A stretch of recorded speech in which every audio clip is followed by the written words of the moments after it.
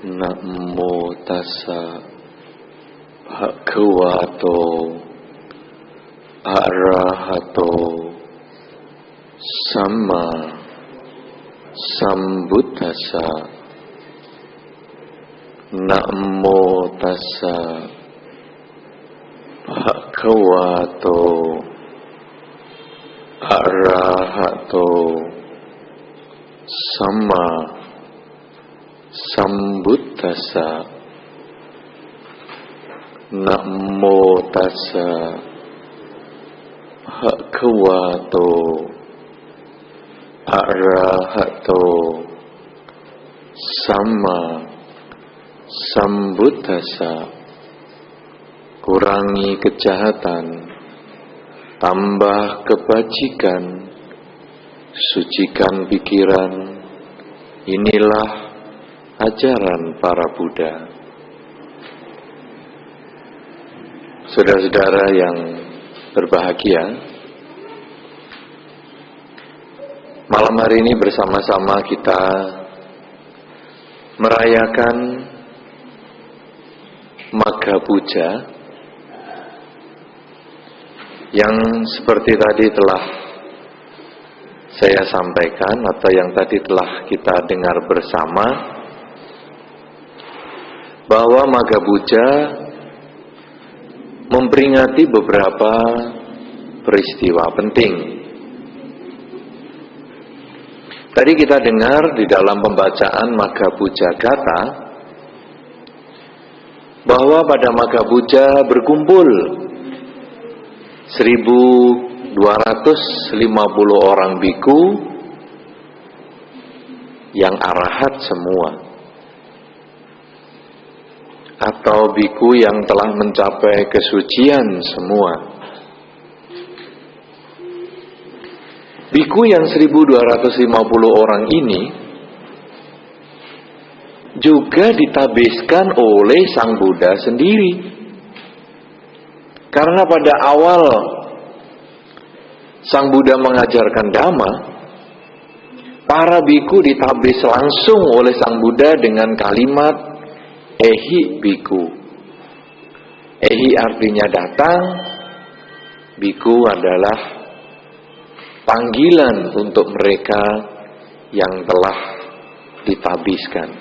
Sehingga begitu ada seorang calon setelah mengucapkan permohonan kepada Sang Buddha ingin menjadi biku, kemudian Sang Buddha memanggil Ehi biku, datang sinilah biku, maka pada saat itu otomatis dia menjadi biku.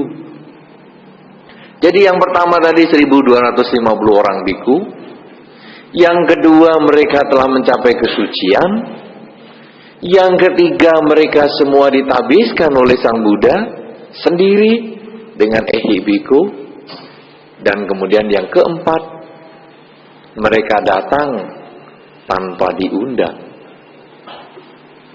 Ini adalah merupakan peristiwa penting pada saat Magha Puja.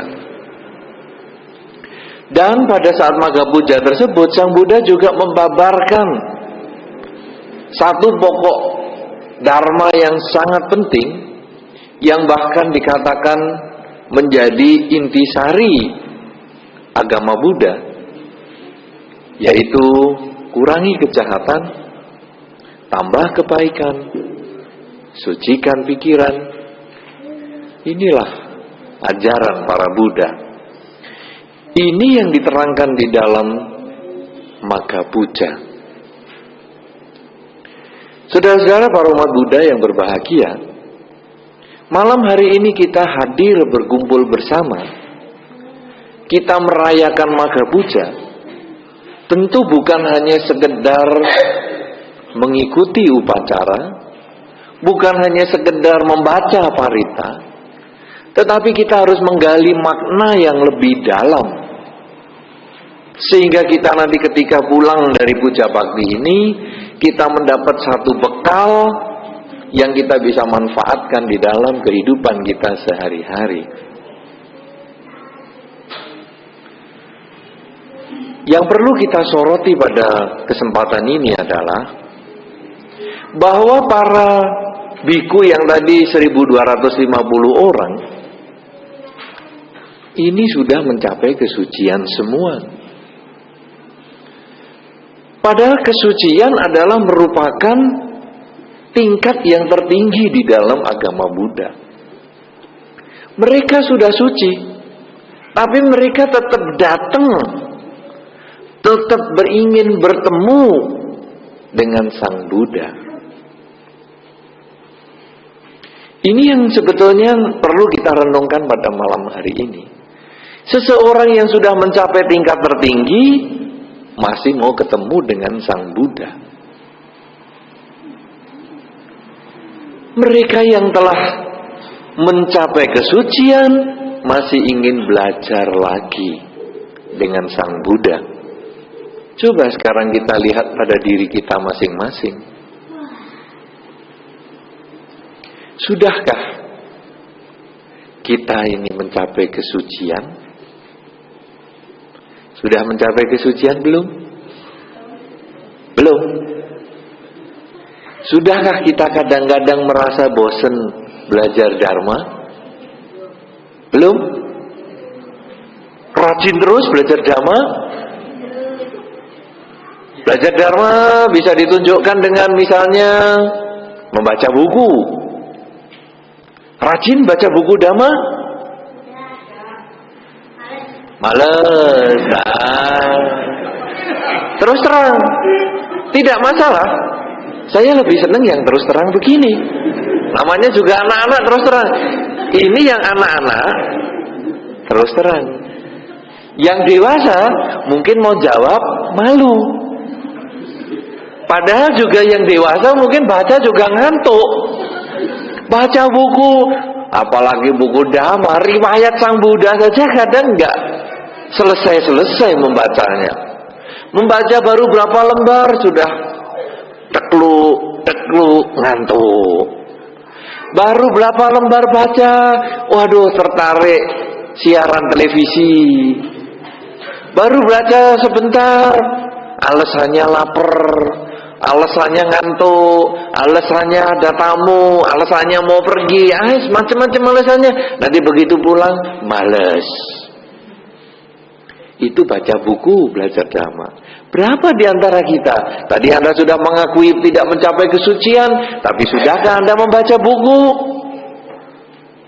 Baru satu yang tadi terus terang ngomong, tidak baca, ya. Nah, tidak baca atau baca sedikit? Kalau mamanya tidur?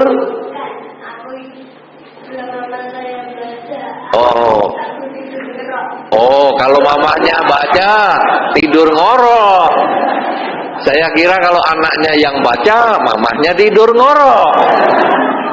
Inilah kenyataan. Selain membaca buku, juga bisa belajar Dhamma dari mendengar kaset, mendengar atau nonton VCD. Sudah banyak kaset yang didengar. Kaset ceramah maksud saya, bukan kaset lagu dangdut. Sudah banyak kaset yang didengar? Belum. Selain membaca buku, mendengar kaset, pergi ke wihara. Ini juga termasuk belajar Dhamma. Sudah pada rajin pergi ke wihara? Belum. Jadi sekarang apa ya? Membaca buku tidak rajin, mendengar kaset tidak rajin, pergi ke wihara tidak rajin. Malah ada beberapa orang mengatakan, Bante, saya senang loh Bante mendengar kaset ceramah. Biasanya saya dengar itu kalau mau tidur. Enak sekali. Pokoknya begitu kaset belum habis, saya sudah tidur. Loh, ceramah Dhamma dianggap obat tidur. Tapi ya ini ada. Mungkin Anda ya sebagian ada yang begitu loh. Ada enggak? Ada. Pokoknya dengar sebentar 15 menit, padahal kasetnya kan 30 menit. Baru 5 menit sudah ngorok. 10 menit ngorok, besok setel lagi, ngorok lagi, setel lagi, ngorok lagi. Jadi satu kaset disetel 2 tahun, nggak habis-habis. Katanya, ini loh kasetnya sudah sampai beliut semua. Ngerti nggak isinya? Enggak. Saya hanya tahu 5 menit pertama, apa itu? Namo tassa bhagavato arahato sama sambuddhassa. Karena habis itu saya terus tidur. Padahal para biku yang 1250 orang saja yang sudah mencapai kesucian saja masih mau belajar dharma. Kita yang belum mencapai kesucian kok tidak mau belajar dharma? No, memang tidak enak katanya. Ini ada yang mengatakan memang tidak enak. Baca ngorok. Baca tidak bisa ngorok. Baca lama-lama ngantuk terus ngorok. Ini ada yang mengatakan tidak enak. Ada orang lain mengatakan yang lain lagi. Untuk apa belajar dhamma banyak-banyak? Isinya kan suruh berbuat baik. Saya sudah hafal. Pokoknya berbuat baik, berbuat baik. Bener, isinya cuma berbuat baik. Tidak ada belajar dhamma isinya ayo berkelahi, ayo ngamplengi orang. Nggak ada. Memang berbuat baik. Tapi kita sudah belum berbuat baik. Kalau sekarang yang diterangkan berulang-ulang untuk berbuat baik saja tidak dikerjakan, kita tidak melakukan, tidak mempraktekkan, bagaimana kita bisa berkembang? Inilah yang sering disebut di dalam masyarakat, kita ini ibarat gelas yang tertutup. Gelas tertutup, Anda mau isi air seberapa banyak pun tidak bisa. Kadang di dalam kehidupan kita ini seperti gelas tertutup. Kadang kita kalau mau dikasih tahu, sudah jangan kasih tahu lagi. Aku sudah ngerti apa yang mau aku omongkan. Di dalam masyarakat kita sering bertemu seperti itu, atau bahkan kita yang bertindak seperti itu. Dinasihati orang, sudah jangan nasihati macam-macam. Aku sudah tahu, kamu aja nggak kapi eno. Loh, malah yang nasihati yang diomeli. Kita yang jelek dinasihati, tapi kita tidak mau mawas diri, kita malah menjatuhkan orang yang menasihati. Suami istri cekcok, suami ngasih tahu kamu jangan gini-gini, kamu sok pinter. Itu seperti gelas tertutup. Mungkin di bagian tertentu dia sok pinter, tapi di bagian yang nasihat ini mungkin kita memang ada kekurangannya. Demikian pula ketika istri memberi nasihat kepada suami, kadang juga seperti itu. Istri nasihati kepada suami, suami menjawab, kamu aja nasihati saya. Dah, orang perempuan gak usah ngomong. Orang perempuan tahu apa sih? Bapak-bapak sering ngomong gitu gak? Bapak-bapak? Bapak-bapak ngomong tidak? Ibu-ibu pernah digituin enggak? Sering? Nah, sering. Pasti ada yang pernah digitukan. Perempuan gak usah ngomong macem-macem. Bisa apa, tahu apa, gak usah ngomong. Nah, bisa terjadi begitu. Kalau sudah demikian, ini gelas tertutup. Anak-anak kecil ini dikasih tahu juga sama. Papa mama nggak sekolah aja ngasih tahu saya sekolahnya lebih tinggi yuk dikasih tahu. Kadang-kadang seperti itu. Inilah gelas tertutup. Kalau kita sudah sifatnya seperti gelas tertutup, kita tidak bisa maju dalam bidang apapun juga. Dagangan sepi, Anda lalu tanya gimana ya dagangan sepi? Ya kamu mestinya kan servis lebih baik, buka lebih pagi, senyum lebih banyak. Kamu itu teori aja, udah nggak usah ngomong lagi. Loh, tadi yang tanya dagangan sepi siapa? Sekarang dikasih nasihat marah-marah. Inilah gelas yang tertutup. Kalau kita sekarang mengamati, merenungkan Magha Puja, bahwa orang yang sudah mencapai kesucian, mereka datang bertemu Sang Buddha.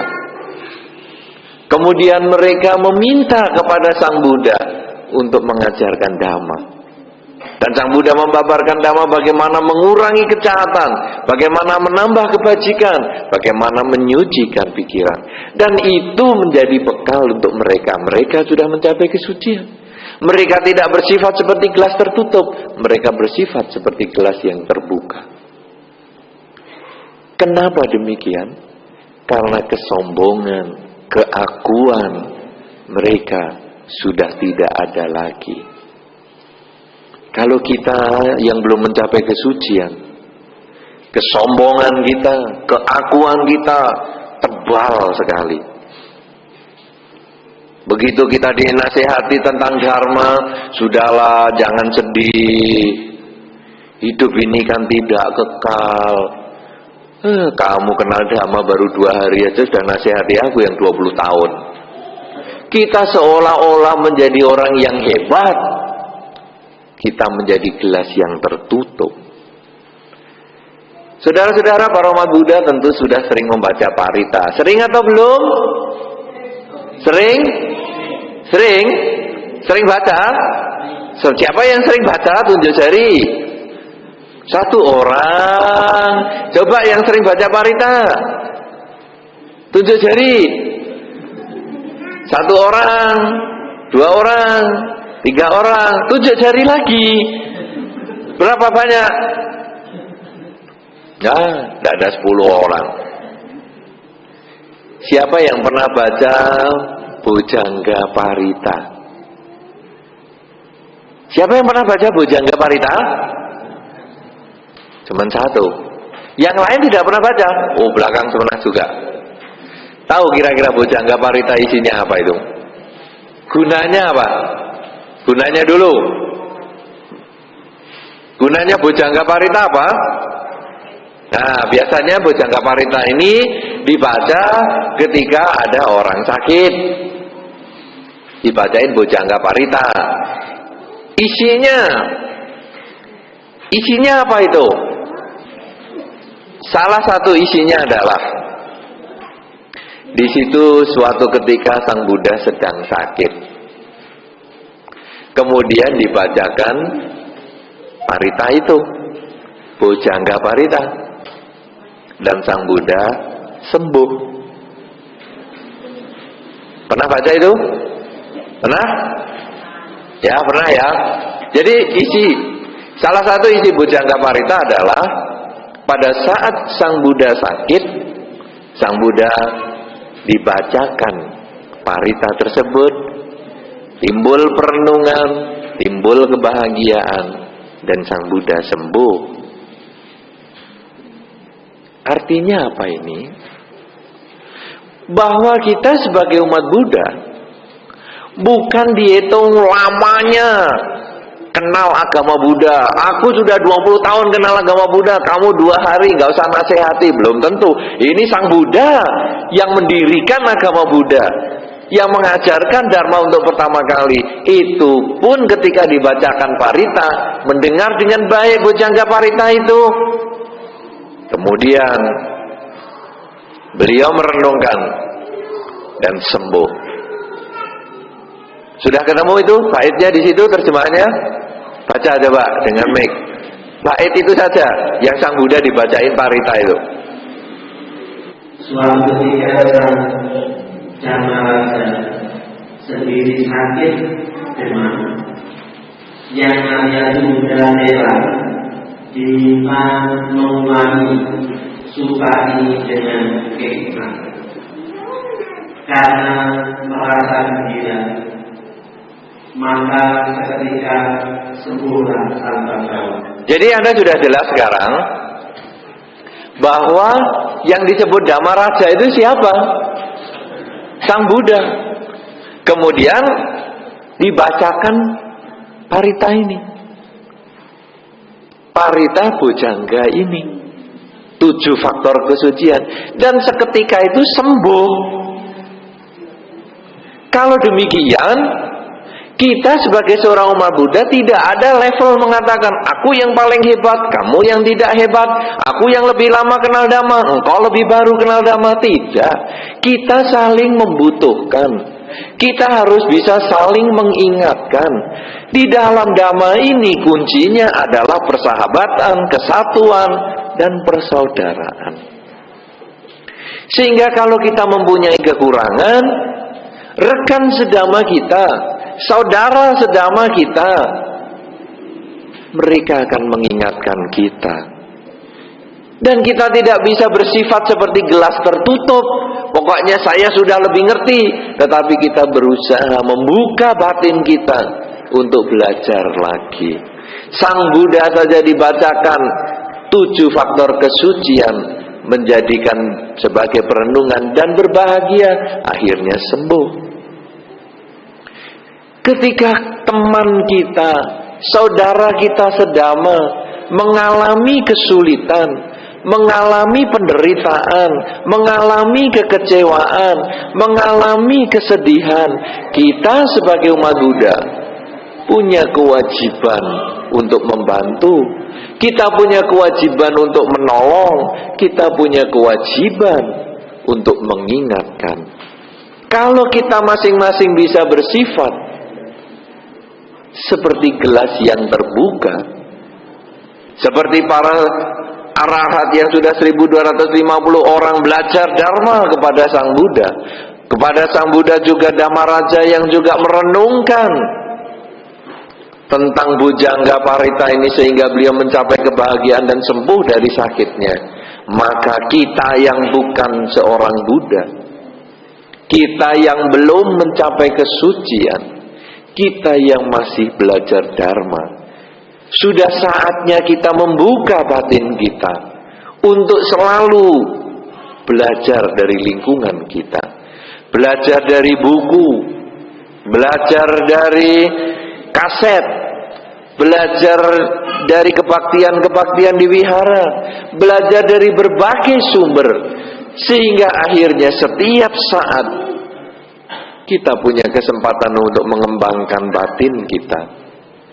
Setiap saat kita punya kesempatan untuk memperbaiki kualitas perilaku lewat badan kita, perilaku lewat ucapan kita, dan perilaku lewat pikiran kita.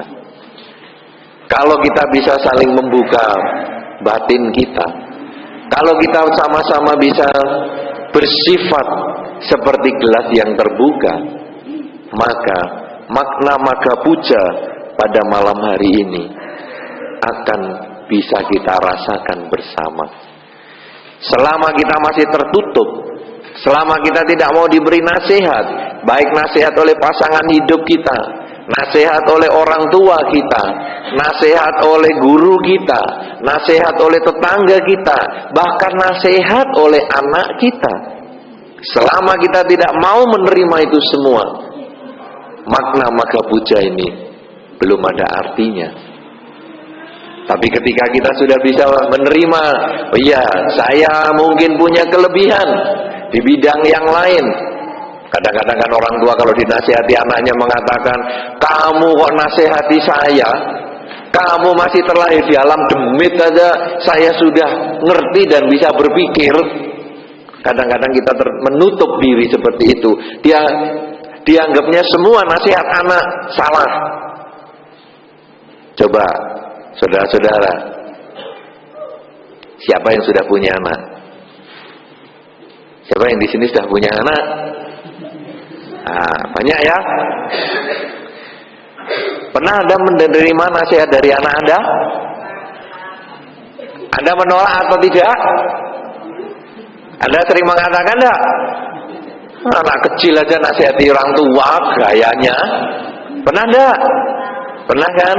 Nah, sekarang setelah Magha Puja ini, kita jangan lakukan itu. Dengarkan dulu nasihat anak itu. Kalau memang betul, jalani. Kalau memang salah, kita tidak usah lakukan. Sebaliknya Anda sendiri kan masih punya orang tua. Ya, Anda yang tadi sudah punya anak, Anda tadi yang sudah gede, coba nasihati orang tua Anda. Kadang-kadang orang tua Anda, walaupun Anda sudah gede dan punya anak, tetap dianggap anak kecil. Kamu baru punya anak masih kecil aja, sudah berani nasihati orang tua. Aku loh yang sudah punya kamu sampai bisa punya anak, gak butuh nasihatmu. Ini hal yang wajar di dalam masyarakat.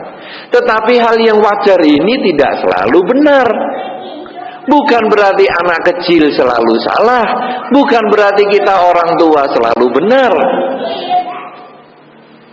Tetapi kita harus berusaha untuk belajar dari siapapun juga, dari sumber manapun juga, sehingga akhirnya walaupun anak kita yang menasihati, kita sadar, baik, dia nasihati saya dengarkan. Teman saya menasihati saya dengarkan. Orang tua saya menasihati saya dengarkan.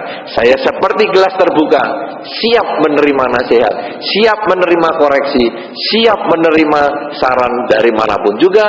Tapi saya juga harus merenungkan. Selain saya menerima, bukan langsung saya mengikuti, tapi saya harus merenungkan. Nasihat yang cocok, saran yang sesuai, saya laksanakan dalam kehidupan sehari-hari saya.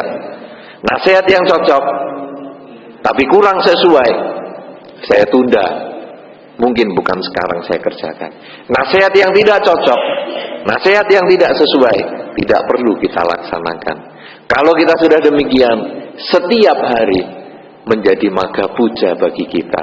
Karena setiap hari, setiap saat kita punya kesempatan untuk belajar. Sama dengan 1250 orang biku yang telah mencapai kesucian, menggunakan kesempatan maga puja untuk belajar dengan mengurangi ketamaan, mengurangi kebencian, dan mengurangi kegelapan batin. Sama dengan Sang Buddha sebagai Dhamma Raja yang bahagia ketika mendengar pembacaan Bojangga Parita oleh yang Arya Cunda Mahatera. Ketika kita sudah seperti itu, maka kita bisa membuka diri, kemajuan ada pada diri kita. Keuntungan kita mendengar dhamma, keuntungan kita mendengar nasihat, keuntungan ketika kita bersifat seperti gelas yang terbuka ada pada diri kita sendiri. Semakin hari semakin maju, karena semakin hari kita menjadikan hari maga puja. Karena itu saudara-saudara, maga puja pada malam hari ini jangan hanya sampai pada upacara. Setiap hari, setiap saat adalah maga puja.